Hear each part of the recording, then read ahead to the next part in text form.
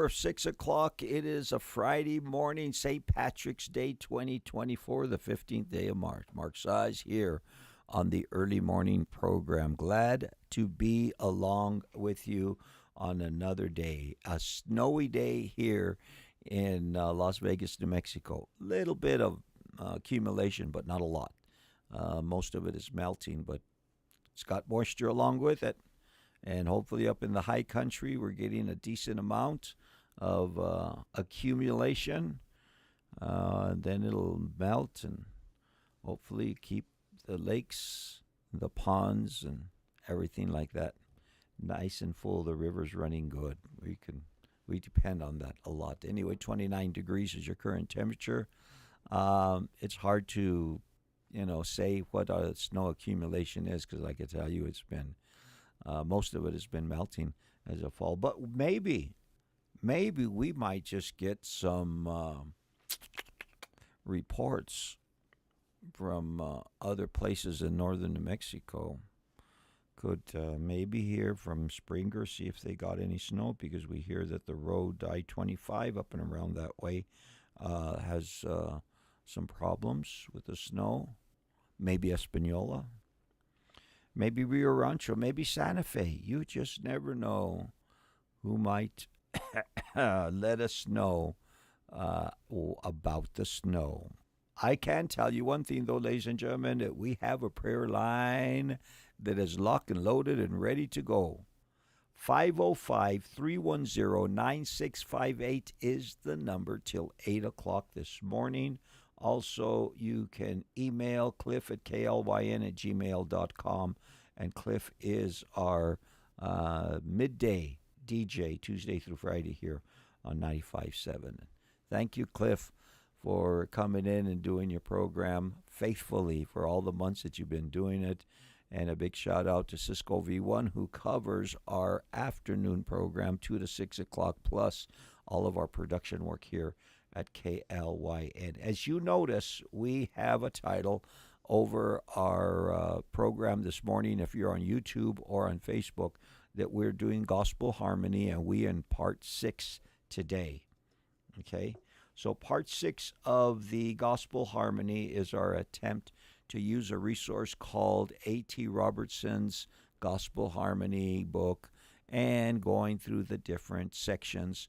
And we are currently in the 15th section of Gospel Harmony. So far since last Friday, actually Friday, it's been a week that we started on Gospel Harmony, and we are in the 15th section of the book today. And today's section is covering Matthew chapter 2, verses 13 through 18 as we get started. So what I want to do is I want to put that up on the screen for our YouTubers and our Facebook people, and we're just going to start going through it, knowing that it is Friday.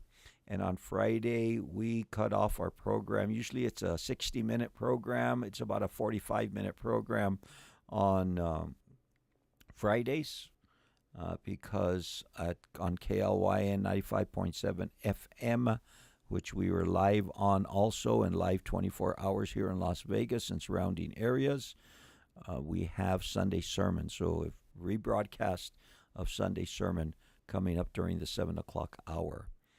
The child Jesus carried to Egypt, and the children of Bethlehem slain is the title over our opening portion of the program today. So Matthew chapter 2 is the only one that is talking about this.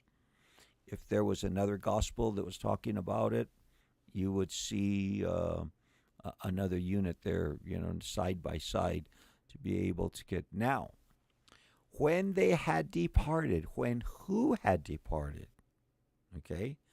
When the Magi, because remember yesterday we were looking at the wise men that came from Babylon. I think from Babylon is where they came from, but I don't hold me to that one. Okay, they came from up north someplace. Okay, anyway, we talked about the Magi yesterday. We gave you a little bit of insight about who they were, not much, but enough to where you can start to get an idea who those guys were. Stargazers, they knew a lot. There was a star that they had been watching, a star that Maybe Daniel had told them to keep an eye on, because one of these days, 400 years later, something big was going to happen. Okay, don't know. But Daniel was part of the Magi throughout his life in Babylon. So the Magi have departed. We know from yesterday's program also that the Magi had been warned by an angel in a dream not to return back to Herod, to go back home another way. Herod wanted to know everything that he could about this new king that was born, and we know that he had evil intent to go along with it. So that's kind of a backup of yesterday's program. Now, when they had departed, behold, an angel of the Lord appeared to Joseph in a dream. How many times is the Lord bringing messages through angels to these people? Did it start off with Zacharias? Did it go to even Anna the prophetess had a word? So different ways, not just dreams, different ways that God is speaking to his people and letting them know that this is the the crossroads of time that is going on here. This the babe. What does he do? Fulfilling prophetic scripture through his birth, through many things that are going on in his life already, and many more to come. And the angels are bringing up the level of awareness of the people that the time was then, that they didn't have to wait any longer. Israel, your Messiah has come. Okay, I still don't see. I just see snow, but I don't see any. Now, when they had departed, behold, an angel of the Lord appeared to Joseph in a dream, saying, isn't this at least the second time that Joseph has had this angelic visitation in a dream? Okay, how does an angel appear to you in a dream? I guess it's not that hard. Arise, take the young child and his mother, flee to Egypt, and stay there until I bring you word, for Herod will seek the young child to destroy him. When he arose, he took the young child and his mother by night and departed for Egypt, and was there until the death of Herod, that it might be fulfilled which was spoken by the Lord through the prophet, saying, out of Egypt I called my son. The Son of God has put on flesh. They've called him Jesus / Yeshua. He is the Christ, the anointed one, the Messiah. I just get excited just thinking about it. But here's something else. The prophet said the angel said to go to Egypt, that the prophecy was that he was going to call his son out of Egypt. Now, put yourself in the shoes of an Old Testament prophet 400, 500, 600 years ago and reading that a prophet said, out of Egypt I called my son. What would you expect that word to be about? Oh yeah, there's preachers of those days, I'm sure, that they were saying, God called us in the time of Moses out of Egypt. We are the sons of God. We are those that he has anointed. That's not what the scripture was all about. But the same way, you want to look at parallel truth, the same way that God brought Moses and his people out of Egypt is the same way he was going to bring his son.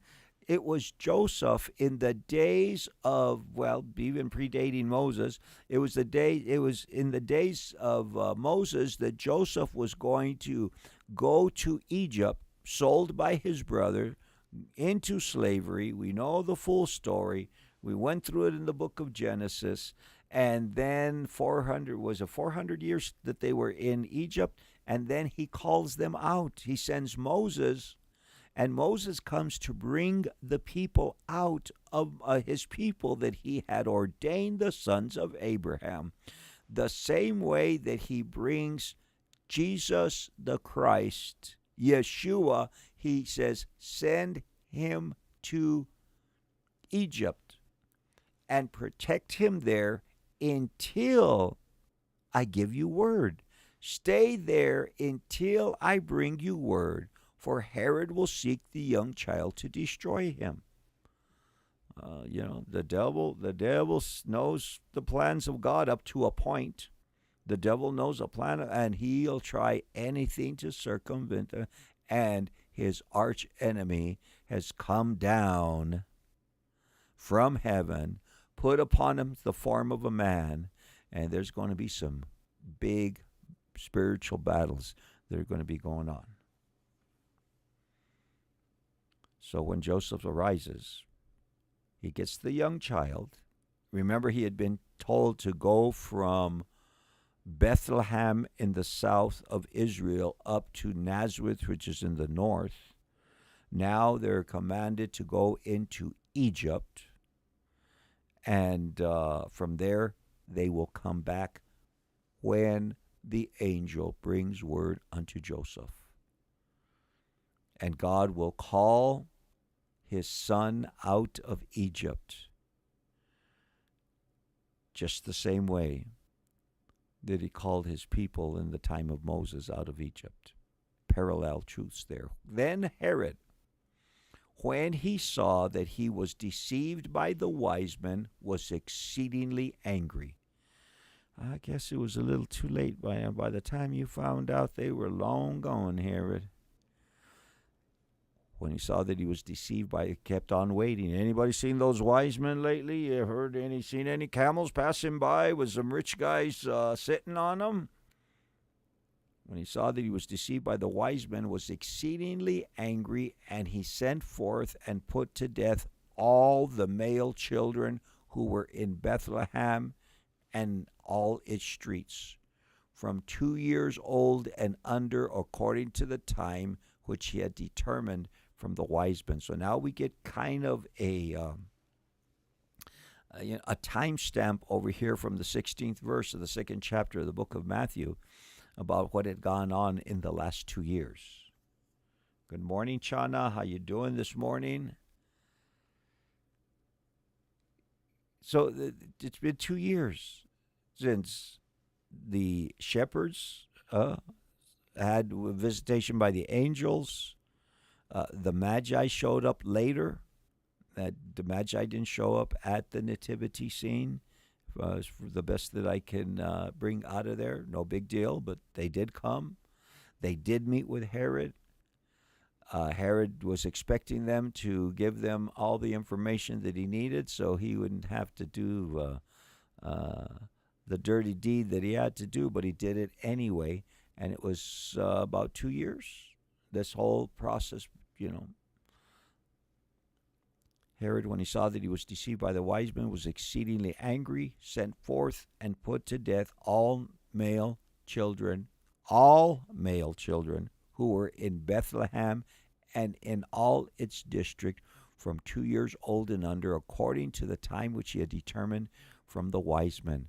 Then was fulfilled what was spoken by Jeremiah the prophet. One of the saddest prophecies in the Old Testament is fulfilled, saying, a voice was heard in Ramah, lamentation, weeping, great mourning, Rachel weeping for her children, refusing to be comforted because they are no more. And they were no more because Herod slaughtered them all. Herod just took care of business. And there were many Herods. I think we've talked about this before. I think this was Herod the Great, but there was different Herods that reigned under the Roman government, because Rome was in charge in those days all over that part of the area. And the Herods, I think it was this Herod here who had led some of their armies at one time in that part of the world, and that's why the Herods had favor with Rome, and that's why we're there. So what he, so he's king, called king. He's not really a king the way we would understand it. He was just, what would you call? Thinking of some crazy things to say. He just worked for the Romans, is what he did, and cruel as they come, killed all the young male children 2 years old and under in that area in Bethlehem and in districts around. Now, we're getting ready to go into a song here in a little while, but here is really what we are looking at when it comes down to gospel harmony. The child is brought from Egypt. Okay, section number 16 of Robertson's Harmony, and we have two accounts. And I know the Luke account only has one verse, but we're going to be seeing more and more of these as we get deeper into the harmony.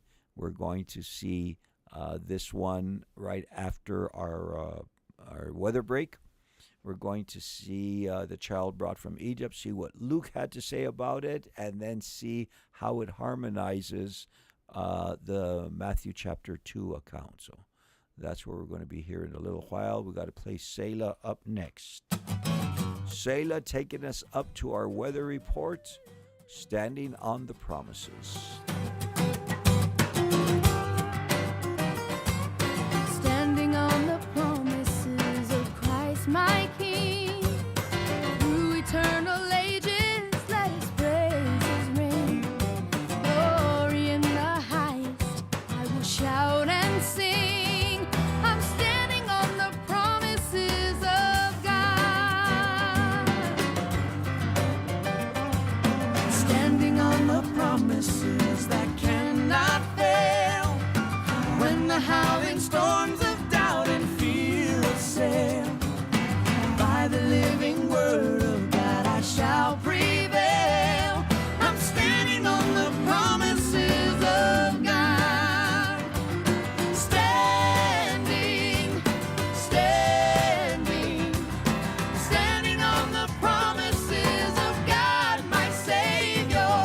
Standing, standing, standing on the promises of God. Word of fellowship, word of joy divine, leaning on the everlasting arms. Word of blessedness, word of peace is mine, leaning on the everlasting arms. I'm leaning, oh leaning, safe and secure from all alarm. I'm leaning, leaning on the everlasting arm. Promises,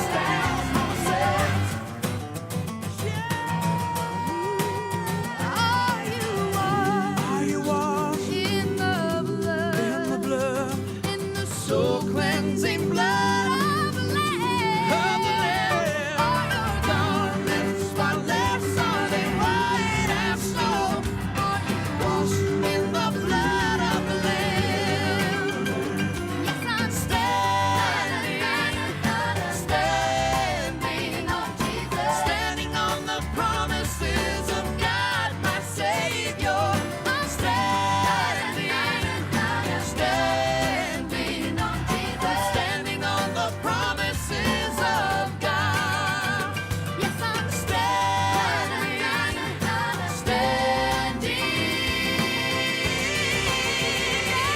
I'm standing on the promises of God.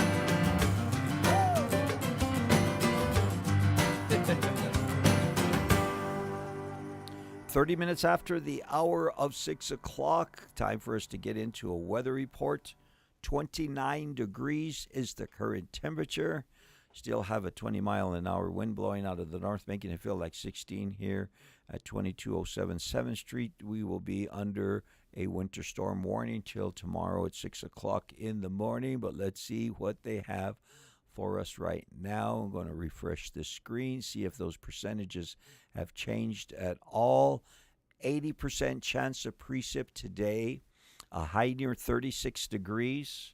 Let me see, I had to, northeast wind 15 to 20 miles per hour. We're already getting that 20 miles, so 80% chance today. Tomorrow, they're giving us a 60% chance of snow showers, maybe a little bit of rain attached to it, with a high near 41 degrees. Southeast wind 5 to 10 miles per hour in the afternoon. And on Sunday, 70% chance of rain and showers with a high around 40 degrees and northeast wind 5 to 15 miles per hour. And we've kind of noticed here that everything's melting. It was kind of warm over the last few days before we got this storm in, so not much to talk about it. We're still looking at roads in around northeastern New Mexico. We're getting the same report that difficult driving conditions exist in the Mora area and also in the Wagon Mound area, and probably up as high as maybe even Springer. We're going to have that. Another one that's if you would be going into Albuquerque from I-40 east, there's about 11 miles west of Moriarty, difficult driving conditions. So that's kind of like in the canyon just before you get into Albuquerque on I-40, to where there's some potential stuff that's going on. Also, let's see if I see anything really close to us on closings. The only thing I find is New Mexico Highlands University is closed today.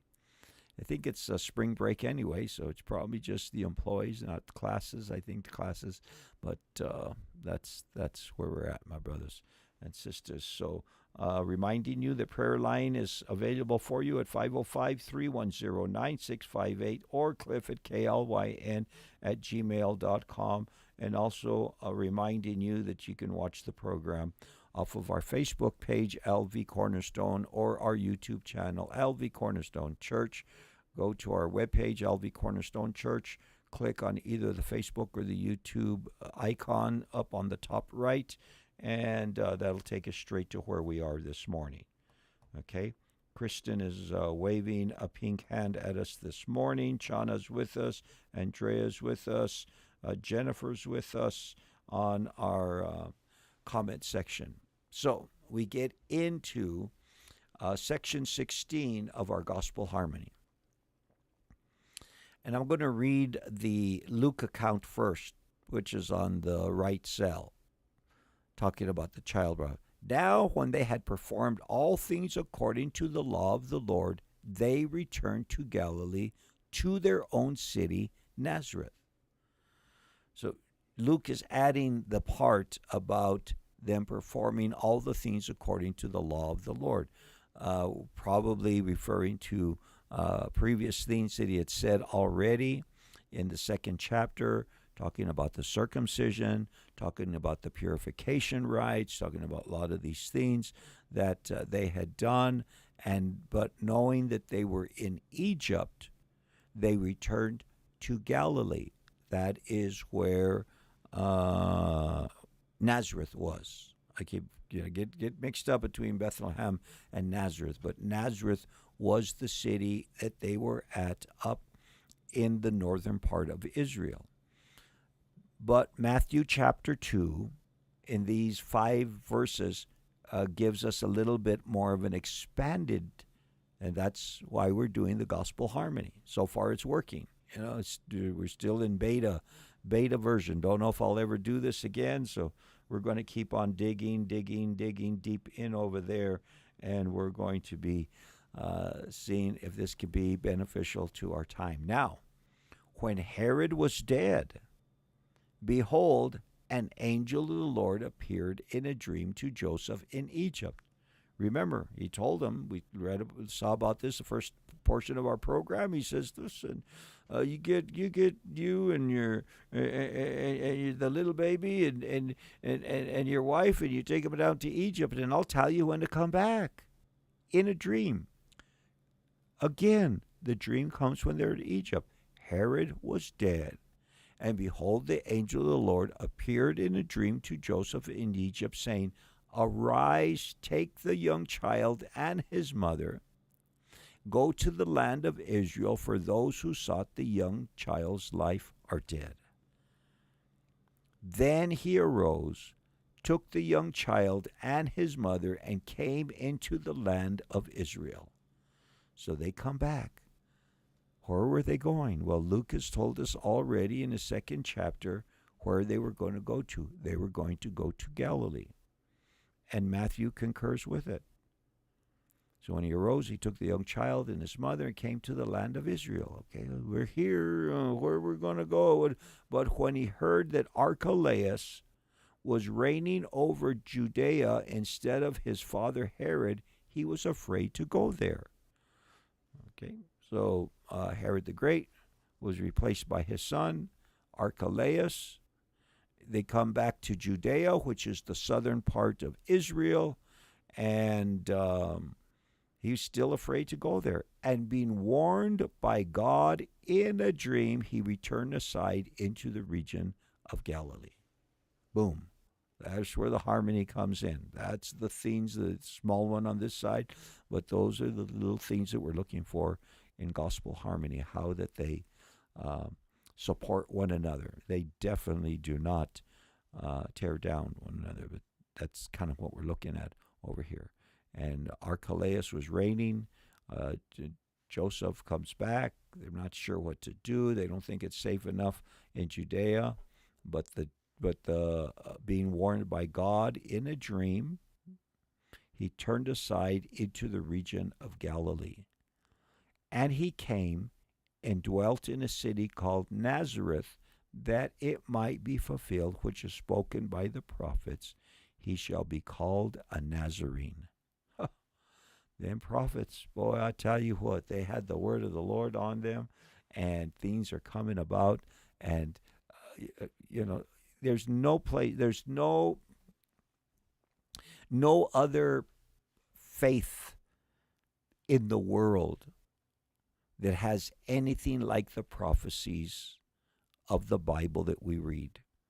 And there's prophecies not only in the Old, and mostly we're looking, because we're looking at the prophecies of the Old, but there's prophecies in the New Testament also. And if the prophecies of the Old were fulfilled concerning this whole time of the conception, the birth, and even up to where we are at now, the early life of Jesus from the Old Testament, what are we doing with the New Testament prophecies that are out there? He shall be called a Nazarene. Boom. Now, notice how, something for you to pick up on. Notice how he shall be called a Nazarene is not in all capital letters, meaning that there is no Old Testament reference that they could find that would say, where did a prophet say? But somewhere along the line, a prophet said it, and the people of Israel knew about it. Now, let's go down to section number 17. Luke, once again, and one thing that we're noticing about Luke, he is very good about giving us the early details of Jesus' life here on earth. Jesus had lived forever, okay? Only begotten Son of the Father. He had lived forever. But he put upon himself the form of a man, is what Philippians chapter 2 tells us. Became obedient unto death, even death on the cross. Verse 40 says, And the child grew and became strong in spirit, filled with wisdom, and the grace of God was upon him. He grew, he's just like any other child, he's growing. He's strong in spirit, filled with wisdom, and the grace of God was upon him. Now we get to go to another section, and this is found in the second chapter of the book of Luke, starting in verse 41. Mark doesn't talk about this. Matthew doesn't talk about this. John doesn't talk about this. So I keep, hey, Jody, how's it going this morning? So I keep wanting to stress that point of what we're trying to do. And we have the resource, Gospel Harmony by A.T. Robertson, from the early 1900s, looking at it as close as we can to a chronological pattern of the earthly life of Jesus as found in the Gospels. And at the same time, where other gospel writers talk about the same event, seeing what different details are told from one to the other. We haven't had a real strong one yet, but we have had a couple. Talking about the comparisons, the harmony part of it all. Raining hard in Rio Rancho is the report we're getting right now. His parents went to Jerusalem every year at the Feast of Passover. So Joseph and Mary would go to Jerusalem, whether they were in Nazareth or whether they were in Bethlehem. Okay, because originally they were in Bethlehem. That's where Jesus was born. And every year they went to Jerusalem, like many good Jewish people of means could. If you could afford to do it and you had the wherewithal, you made it at least some of the times to the Feast of Passover. Feast of Passover was something that was way back. We talked about the wilderness wanderings already. We talked about the coming out of Egypt, the way Jesus was called out of Egypt. God's people, the sons of Abraham, were called out of Egypt, and the Passover was the observation of the day that the angel of death passed over the house of those who had the blood of the Lamb on their doorposts. And it was a feast. The feasts are the special days for these people to come and meet the Lord and have, I don't know what another word is, super koinonia with him. Okay? So Passover started the spring feasts is what it did. Passover is coming up real soon. Toward the end of this month is when Passover should be. In fact, let me just, Passover and Easter, they don't coincide with each other. Passover, do we do 2024? April 22nd. That's way off. That's way different from what we're going to be observing Easter. Well, Good Friday would have been Passover, or Good Thursday really is what it was. We're not going to give too much about there, but we were going to say that Good Friday, whether the observation of the death of Jesus, which is is fulfilled in Passover, is the end of March this month. But the Jewish calendar has Passover in that third week of the book of April, real far off. And here's another good question. Why is it so far off? Good question. A lot of answers out there. Anyway, his parents went to Jerusalem every year at the Feast of Passover. And when he was 12 years, so they're celebrating coming out of Egypt. Little did they know is that there was a little boy who was right there along with them, 12 years old, who had come out of his own Passover and was getting ready to fulfill the ultimate plan of God. When he was 12 years old, they went up to Jerusalem according to the custom of the feast. When they had finished the days, as they returned, the boy Jesus lingered behind in Jerusalem. And Joseph and his mother did not know it, but supposing him to have been in the company, they went a day's journey and sought him among their relatives and acquaintances. When they did not find him, they returned to Jerusalem seeking him. So you get the sense is that when they went to Jerusalem, they just didn't go alone. It was a company of relatives, friends, whatever, brothers and sisters, that they would go to Jerusalem. And Jesus didn't come back with them when it was time for them to go. And they figured that, he's in one of the other carts with some of the other people over there. And it took them a day that they go looking for him. Well, we better go find out where the boy's at. Nobody had him. Luke is the only one that gives us this story. We're discovering that Luke, he's got a lot of details for it. But supposing to have been in the company, they went a day's journey, sought him among their relatives and acquaintances. So when they did not find him, they returned to Jerusalem seeking him. So now it was that after 3 days they found him in the temple, sitting in the midst of the teachers, both listening to them and asking them questions. Now, probably a lot of people have heard this story before and said, oh, that's just make-up stuff. That really didn't happen. That was just some fable that somebody... No. Luke says it really happened, man. And this is the way it happened.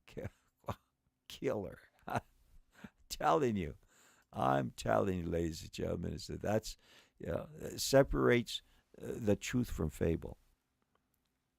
So now it was that after 3 days they found him in the temple, sitting in the midst of the teachers. By God, they've been looking.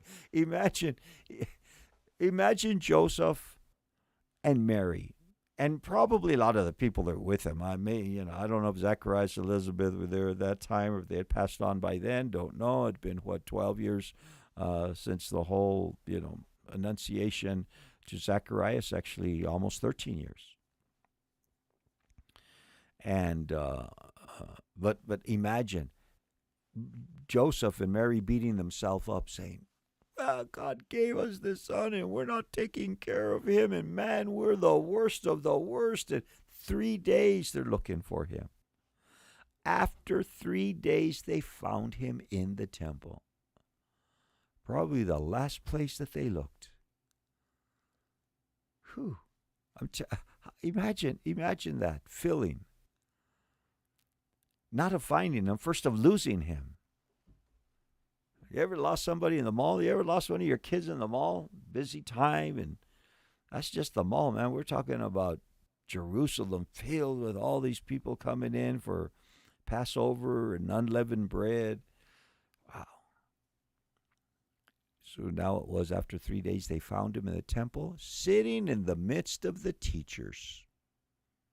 Remember, okay, the Bible says that he was growing in the Spirit and in wisdom, both listening to them and asking them questions.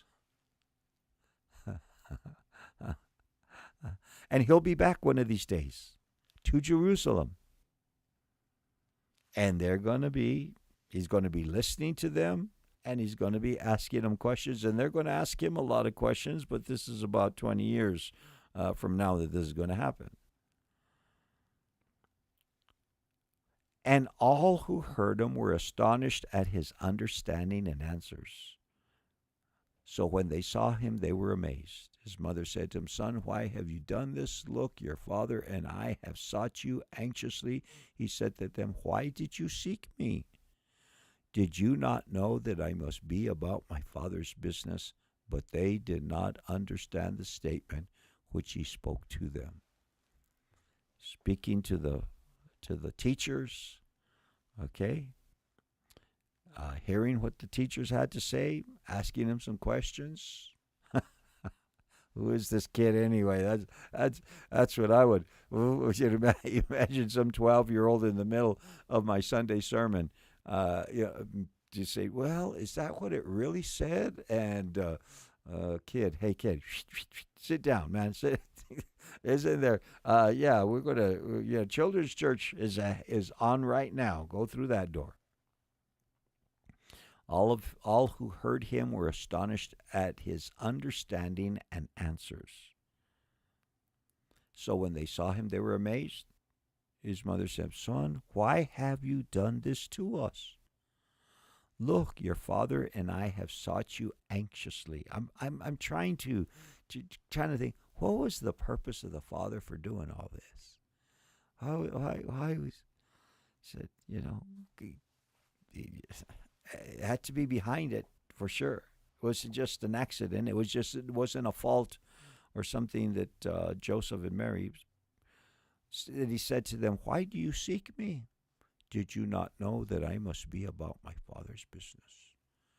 That was part of the Father's plan for him, was to be there. That part of it. But they did not understand the statement which he spoke to them. Now we can read it back and we can understand a little bit more that it was, the Father's plan, and he was doing the Father's business. Now, we're going to finish off here. I don't know if I said this already or not, but let's finish off with section 19, which comes from Luke again. Then he went down with them and came to Nazareth, and was subject to them, but his mother kept all these things in her heart. We know that this is not the first time that we have heard about Mary keeping all these things in her heart. Luke said it again earlier in our program. Then he went down with them, came to Nazareth, was subject to them, but his mother kept all these things in her heart. And Jesus increased in wisdom and stature and in favor with God and men. This would be a great time to talk about the favor of God. Not something that we're going to do right now, but just, the favor of God is something that we should be looking for.